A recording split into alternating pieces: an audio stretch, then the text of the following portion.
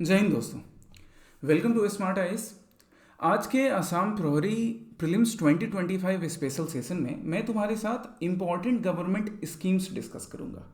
ये जो important government schemes हैं, ये इम्पॉर्टेंट गवर्नमेंट स्कीम्स सिंस हम लोग आसाम प्रहरी कर रहे हैं तो ये important government schemes government of Assam की एम्बेसियस स्कीम्स में से एक हैं। ये स्कीम्स आपने हो सकता है पहले पढ़ी भी होंगी। यहाँ पर वो लिस्ट है जो स्कीम्स हम आपके साथ आज एमसीक्यू के फॉर्म में डिस्कशन करेंगे, साथ में हमेशा की तरह पीवाईक्यू प्रैक्टिस के लिए रहेगा ही। हो सकता है कि तुमने ये स्कीम्स पहले पढ़ी हो, पर तुम में से कई स्टूडेंट्स का रिक्वेस्ट था कि सर जिस तरह से बाकी टॉपिक्स रिवीजन हो रहे हैं, आप सर गवर्नमेंट स्कीम का भी एक सेशन करवा दीजिए ताकि हम एग्जाम से पहले उनके एमसीक्यू रिवाइज कर लें। तो गाइस, जब भी तुम्हारी ऐसी बातें आती है ना तो बड़ा अच्छा लगता है कि हाँ तुम मन लगाकर पढ़ाई कर रहे हो, फिर कमेंट सेक्शन में तुम आंसर करते हो और वो आंसर्स मन लगाकर करते हो तो बड़ा अच्छा लगता है। तुम्हारे पढ़ने से ना तुम्हारे टीचर्स, तुम्हारे परिवारजन से ज़्यादा खुशी किसी को नहीं होती है। कुछ लोगों की बातों से थोड़ा मन दुखा भी, तकलीफ भी पहुंची, पर ठीक है। जो लोग पढ़ाई कर रहे हैं हम लोग हमेशा उनके साथ हैं, हमेशा हमारा आशीर्वाद, हमारी गुड विशेस तुम्हारे साथ हैं। तो आज हम लोग ना गवर्नमेंट स्कीम्स जो हैं, जो एपीएससी प्रीलिम्स 2025 को डेडिकेटेड हैं, इनको पढ़ेंगे। इनमें से कुछ स्कीम्स आपके लिए नहीं होंगी या पहले से भी पढ़ी होंगी, बट सबके एमसीक्यू एक बार देख लो ताकि प्रीलिम्स से पहले रिवीजन हो जाए। पहला क्या है? Vistarit Assam Darshan scheme. Second, we will study about 2025 year of books. ये कोई पर्टिकुलर स्कीम जैसी स्कीम नहीं है, बट ये जो 2025 को गवर्नमेंट ऑफ आसाम ने ईयर ऑफ बुक्स के रूप में सेलिब्रेट करने का सोचा, इससे रिलेटेड क्या एमसीक्यूज बन सकते हैं। Then we will study about CM Atmanirbhar Assam अभियान या सीएम आत्मनिर्भर अखोम अभियान या अभियान 2.0, जिसको हम लोग शॉर्ट में CM-AAA भी बोल सकते हैं, कि इसमें किस तरह से जो हमारे ऑनरेबल चीफ मिनिस्टर हैं वो आसाम को आत्मनिर्भर बनाने के अभियान चला रहे हैं। देन मुख्यमंत्री महिला उद्यमिता अभियान।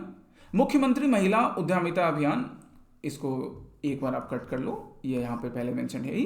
Then Mukhyamantri Nijut Moina scheme, a very ambitious project guys. Nijut Moina scheme prelims mains interview में इसके रेलेवेंस काफी इंपॉर्टेंट है।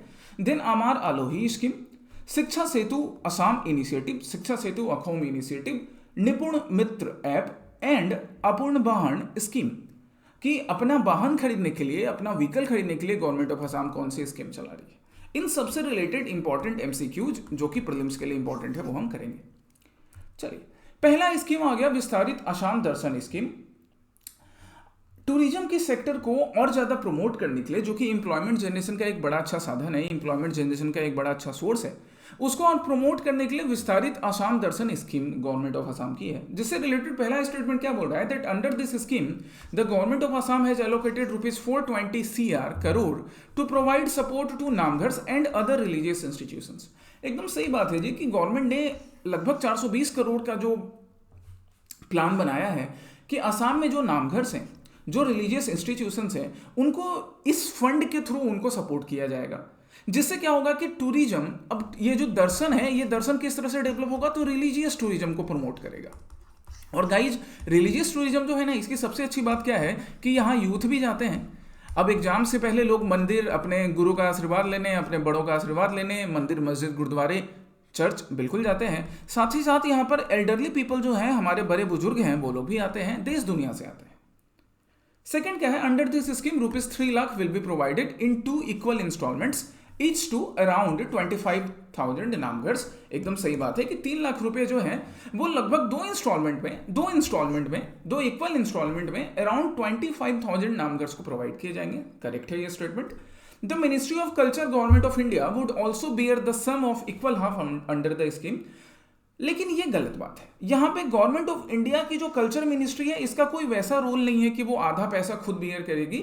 ये जो पूरा का पूरा पैसा है वो गवर्नमेंट ऑफ आसाम अभी बियर कर रही है। सो थर्ड क्या हो गया भैया, रॉन्ग हो गया। हमारा करेक्ट आंसर क्या होगा, 1 and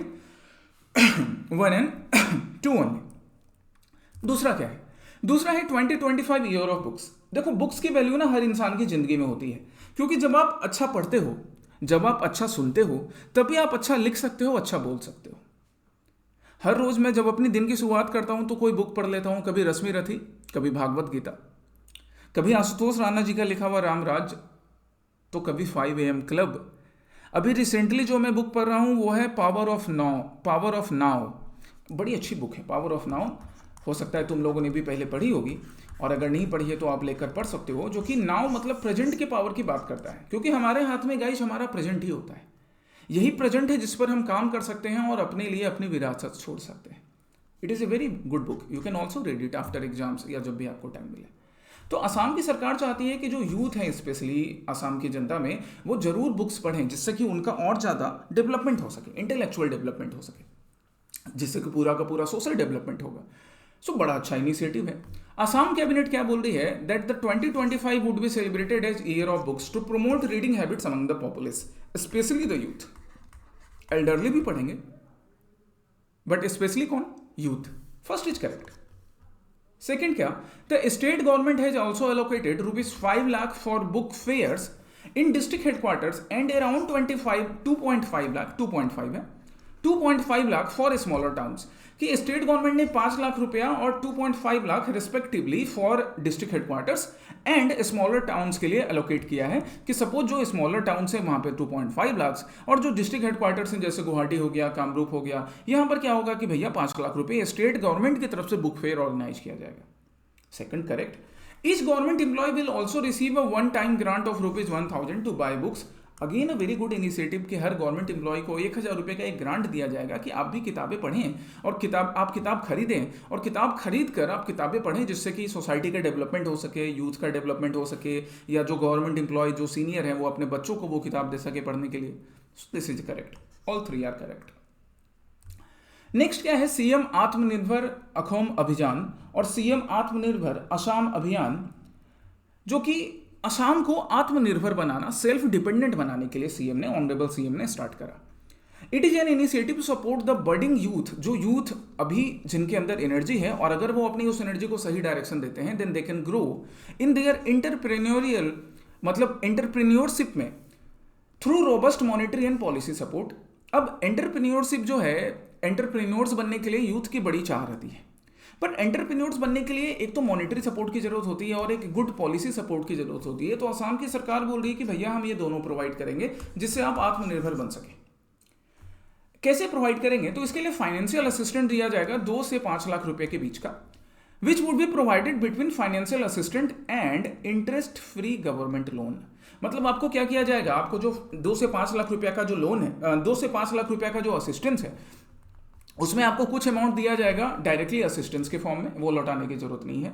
बाकी अमाउंट दिया जाएगा आपको इंटरेस्ट फ्री गवर्नमेंट लोन के रूप में। मतलब लोन दिया गया और आपने क्या किया, एंटरप्रेन्योरशिप से पैसा कमाया और सरकार को वो पैसा वापस कर दिया, आपको कोई इंटरेस्ट नहीं लग रहा था। इस तरह करके आपको पैसा दिया जाएगा। करेक्ट है जी। Youth only belonging to OBC category would be eligible for the benefits under the scheme. देखो, जब भी ऐसे एमसीक्यू बनाने हैं ना, तो अपने कॉमन सेंस को यूज करना है। कॉमन सेंस को पड़ोसी को उधार पे नहीं दे देना है, या कॉमन सेंस उधार पे नहीं बेचाना है, कॉमन सेंस अपने साथ रखना है। कॉमन सेंस क्या कहता है कि सिर्फ ओबीसी के लिए क्यों होगा, जनरल ओबीसी एससी एसटी सबके लिए होगा भैया।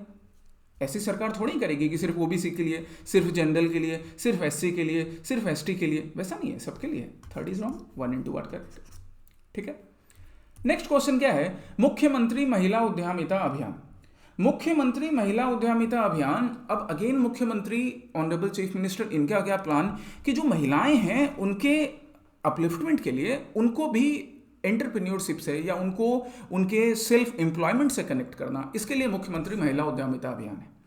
ये एक 3 स्टेज फाइनेंशियल असिस्टेंस है, बिल्कुल ये फर्स्ट स्टेटमेंट करेक्ट है, जहां पे वुमेन को अपने सेल्फ एम्प्लॉयमेंट की अपॉर्चुनिटी बूस्ट करने के लिए सरकार सहायता करेगी। कैसे करेगी, तो पहले आपको 10,000 का सीड कैपिटल दिया जाएगा। सीड कैपिटल देखो, इसको सिंपल ऐसे समझो कि जब हम कोई सीड्स लगाते हैं तो सीड से प्लांट निकलता है, प्लांट्स में फ्रूट्स लगते हैं।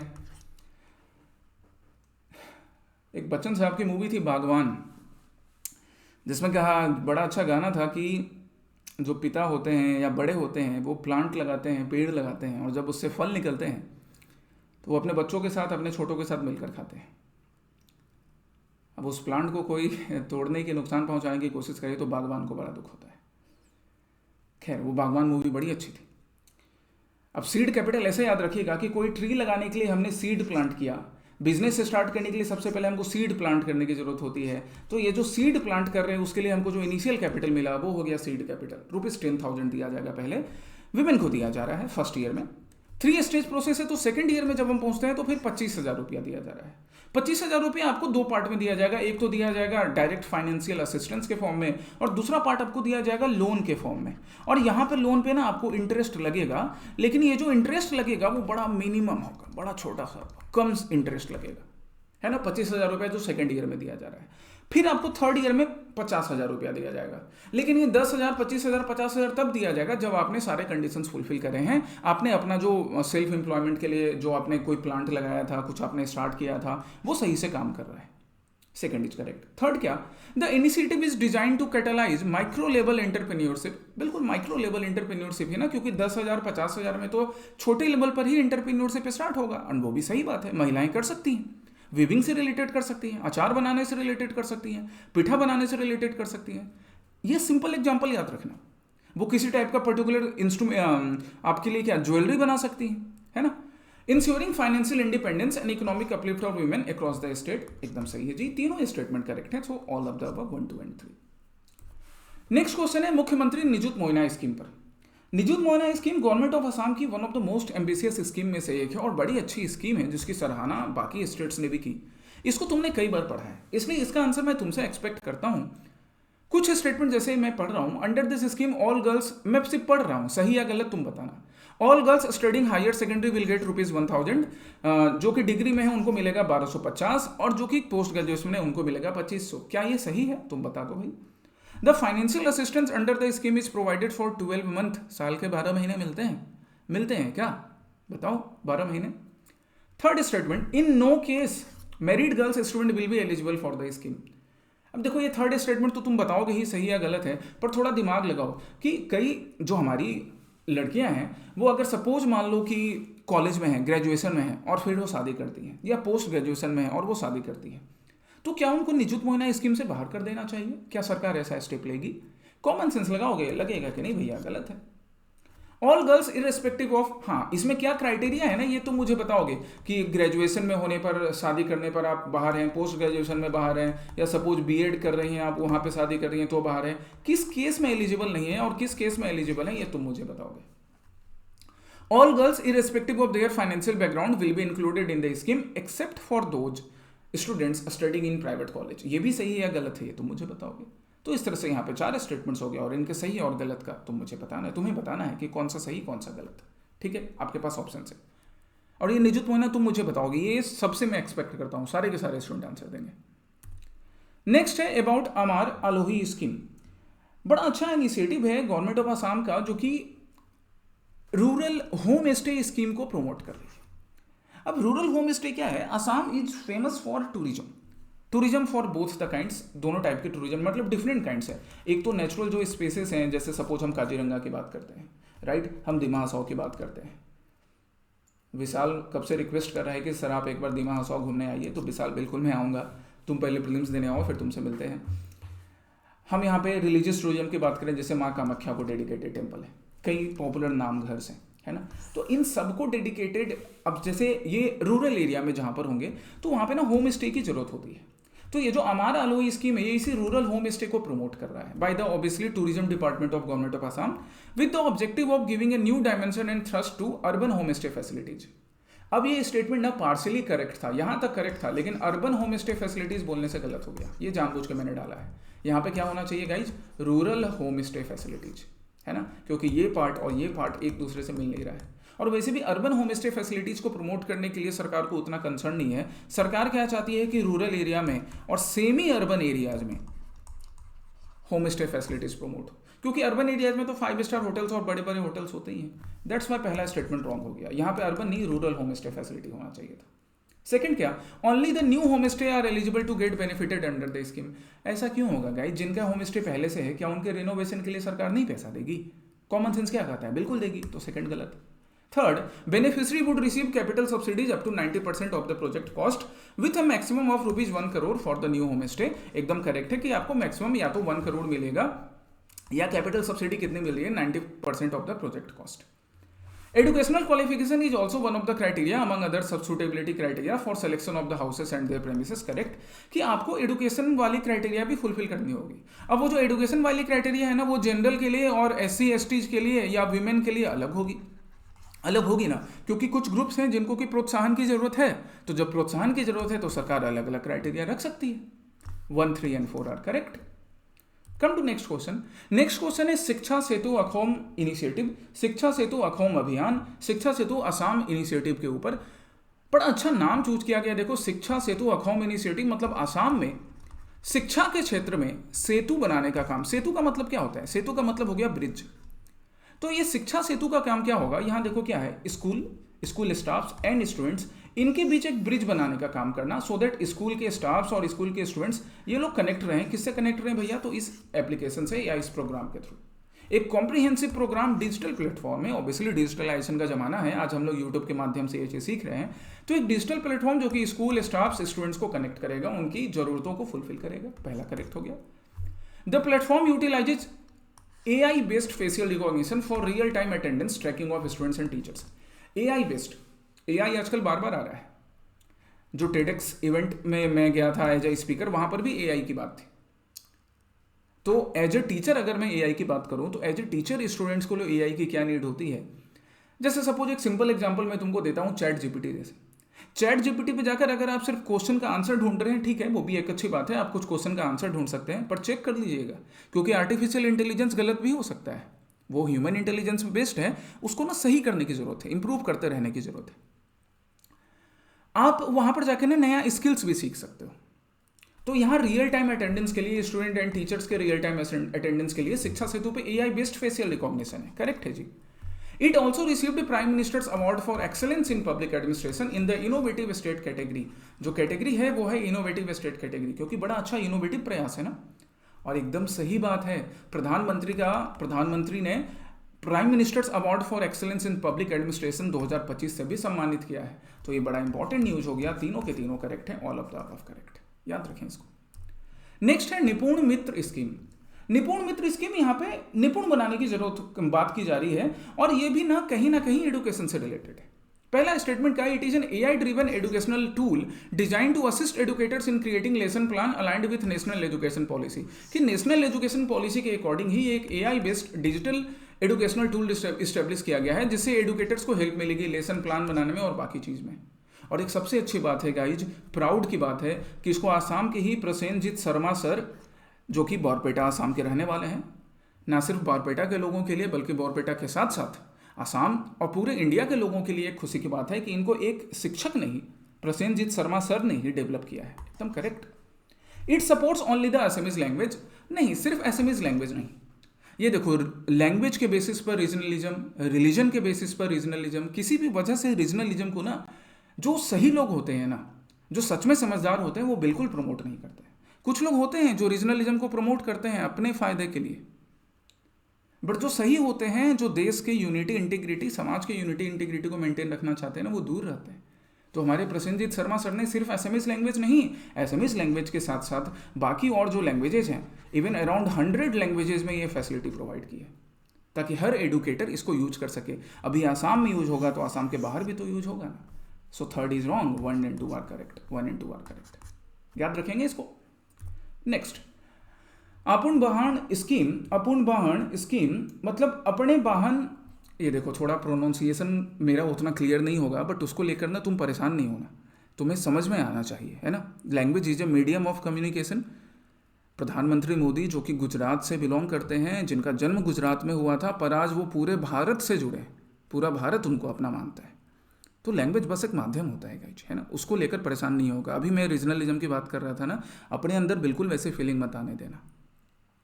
अपूर्ण वाहन स्कीम जो है launched by the Assam government, इससे रिलेटेड पहला क्या, the scheme provides interest subvention on motor vehicle loans for permanent है, ये वर्ड याद रखिएगा, स्टेट गवर्नमेंट एम्प्लॉय। कि आसाम के स्टेट गवर्नमेंट के जो परमानेंट एम्प्लॉय है, परमानेंट के लिए, उनको मोटर व्हीकल खरीदने के लिए interest subvention scheme government of Assam provide करेगी। अच्छा है, जिससे वो ऑफिस जा सके, अपनी जरूरतें, कोई काम को पूरा कर सके, जरूरतों के लिए, है ना, जितना जरूरत उनको है उतनी जरूरत के लिए।